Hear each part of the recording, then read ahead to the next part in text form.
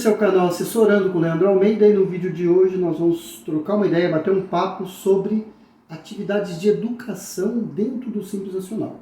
Então, o que é importante já começar a dizer que essa atividade vai abranger ali 2 anexos da Lei Complementar 123, nossa querida Lei Complementar 123, é a base de todo o nosso trabalho aqui, que é o anexo 3 e o anexo 5. E para começar, eu gostaria de mostrar essa tabela, onde eu trago de um lado o anexo 3 e o anexo 5. Como, por exemplo, o faturamento médio de R$15 mil, que está na primeira faixa, inicia-se ali com uma alíquota de 6% e o anexo 5 por 15,5%. Uma diferença de quase 10 pontos percentuais ali, né? Então você tem uma diferença muito grande no início da atividade. E se você continuar olhando a tabela, você vai perceber que, lógico, à medida que o faturamento médio de uma empresa ela aumenta, o anexo 5 ele também aumenta os seus percentuais, mas veja, a diferença entre o anexo 3 e o anexo 5, ele diminui à medida que o faturamento aumenta. Da mesma forma que eu trouxe no vídeo anterior um mapeamento sobre modais de transporte, eu trago aqui agora um mapeamento sobre a educação, cursos e treinamentos dentro do Simples Nacional, né? Onde eu começo por ensino de artes cênicas, exceto dança, ensino de música, ensino de arte e cultura não especificado anteriormente, ensino de idiomas, treinamentos em informática, treinamento em desenvolvimento profissional e gerencial, cursos preparatórios para concursos, outras atividades de ensino não especificadas anteriormente, educação profissional de nível básico. E o que elas têm em comum? Todas elas serão tributadas no anexo 3, conforme o parágrafo 5º-B do artigo 18 da Lei Complementar. E outra situação ali desses quinais é que todos eles poderão ser MEI. E seguindo nossa lista de quinais, né, de possibilidades ali de tipo de serviço que você pode prestar, nós seguimos em educação infantil, creche, educação infantil pré-escola, ensino fundamental, ensino médio, educação profissional de nível técnico, formação de condutores, cursos de pilotagem, cursos de pilotagens de barco e aeronave. E o que todas essas atividades têm em comum, assim como a lista anterior que eu passei, todas elas serão tributadas no anexo 3 do Simples Nacional, mas essas aqui não poderão ser MEI, não pode ser MEI. Aí você me pergunta, Leandro, estou abrindo uma empresa, eu posso combinar essas atividades? Pode combinar essas atividades, tá? Só toma um certo cuidado ali para não escolher uma atividade impeditiva ao Simples Nacional. Vamos dizer que você queira trabalhar na área de educação, mas também queira administrar caixas escolares, tá? Mexer com a parte financeira ali. Essa atividade é uma atividade excludente, né? Ela exclui você do Simples Nacional. Você vai abrir uma empresa de cursos e treinamentos, né? Cursos online, por exemplo, e você também pode ali combinar outros quinais, inclusive de comércio, tá? Você abre uma marca própria de roupas, de bonés. Então você dá o curso, o treinamento e vende tua marca numa camiseta ou num boné. Veja que legal. Então você pode combinar. A observação é a seguinte: se você quer ficar no Simples Nacional, né, se você pretende ficar no Simples Nacional, observar qual atividade é permitida ao Simples e qual não é.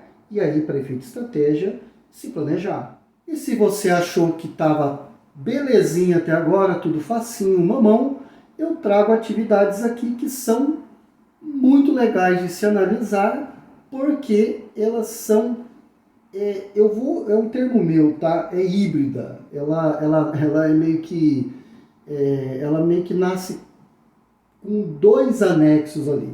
A legislação ela trata que você nasce com um anexo, mas você vai perceber que na verdade é um, mas é 2. Vamos lá, quero te mostrar. Educação superior de graduação, educação superior de graduação e pós-graduação, educação superior de pós-graduação e extensão, educação profissional de nível tecnológico, são níveis superiores, tá? E o que tem de legal aqui, o que tem para a gente analisar? Todas essas atividades que eu estou marcando aqui, ela pertence ao parágrafo 5º I do artigo 18, tá? Mas elas têm o chamado fator R, certo? Tem o fator R. Eu vou explicar o que é o fator R aqui se você não sabe. Então, essa atividade de ensino superior já está descartada, nem passa perto dela, tá bom? E aí eu coloco ali uma interrogação no anexo 3. Aí você me pergunta, Leandro, eu sou anexo 5. Se você olhar na legislação, você nasce ali para tributar no anexo 5. Mas, você está me mostrando aqui que pode ser o anexo 3? Pode ser o anexo 3. De que forma? Nós vamos fazer uma conta aqui para saber se você fica no 5 ou fica no 3. Lembra que eu falei que era 1, mas era 2? É mais ou menos isso. Mas vamos seguir aqui. Ensino de esporte está no inciso 3 do parágrafo 5º-D do artigo 18. E ensino de dança no inciso 2 do mesmo parágrafo, né? do mesmo artigo. Então nós temos uma situação aqui contrária. Essas atividades, elas nascem no anexo 3, mas ao mesmo critério das atividades que eu citei anterior, do ensino superior, você tem que fazer uma conta ali do fator R. Eu vou te mostrar como é que faz essa conta do fator R, vai ficar fácil. Mas é aquilo que eu falei.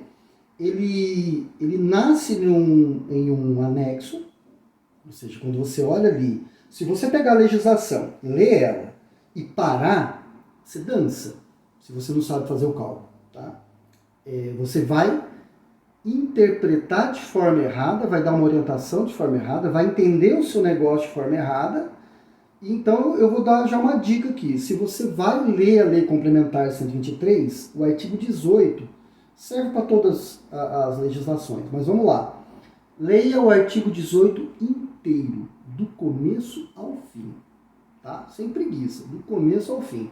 Porque quando você para ali no parágrafo 5º-D, no I, no 5º-B, você tem que continuar lendo, porque ele tem ali desdobramentos que vão falar, olha, você está no anexo 3, você está no anexo 5, tá bom? Mas, se você tiver ali um fator R, você muda, tá? Você muda, você não vai para o anexo 5, você muda para o 3, ou do 3 você passa para o 5.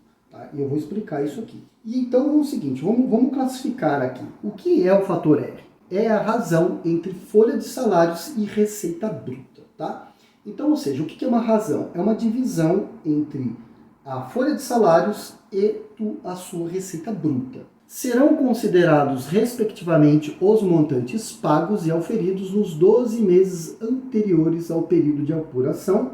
Isso significa que essa folha ela tem que estar paga, né? Os encargos sociais ali, eu vou trazer todos eles aqui, tem que estar efetivamente pago para fazer parte dessa conta, tá?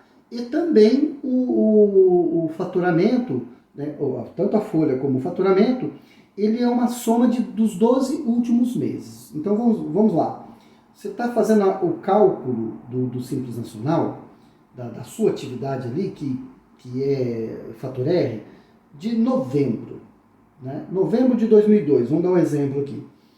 Você vai pegar de outubro de 2002 para trás, 12 meses, soma e faz a conta. Se o resultado entre a razão for menor que 28%, serão tributados na forma do anexo 5. Se o resultado for igual ou superior que 28%, serão tributados na forma do anexo 3. E o que isso significa? Que a tua receita bruta, você precisa ter 28% ou mais de folha de salários para que o anexo 3 compense para você. Então, nesse momento aqui, eu quero dizer, o anexo 3, como nós já mostramos aqui anteriormente, ele é mais vantajoso principalmente ali até a quarta, quinta faixa ali, ele ainda tem vantagens sobre o anexo 5. Então o anexo 5 ele vai ser vantajoso só quando você tiver um faturamento muito alto e ainda assim caberia um planejamento tributário para ver se o Simples Nacional é vantajoso ou não. Então, só para falar do Simples Nacional aqui, o anexo 3 ainda ele é o melhor, ele é o mais vantajoso.